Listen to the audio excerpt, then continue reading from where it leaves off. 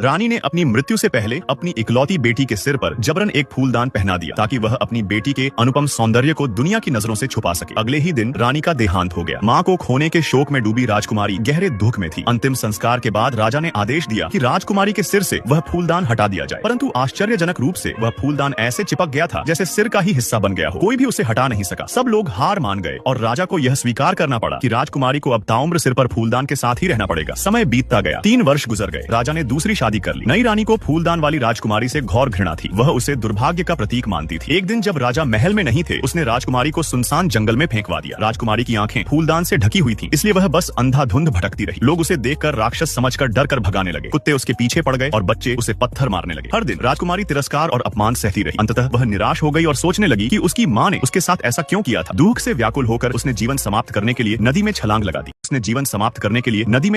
दी। परंतु लकड़ी के फूलदान की वजह से वह डूब नहीं सकी। वह पानी की सतह पर तैरती रही। वह रात भर बहती रही। अगली सुबह एक अमीर युवक उधर से गुजरा। उसने पानी में तैरती राजकुमारी को देखा और तुरंत उसे बाहर निकलवाया। उसने विनम्रता से पूछा कि वह पानी में कैसे पहुंची, पर राजकुमारी ने कुछ नहीं कहा।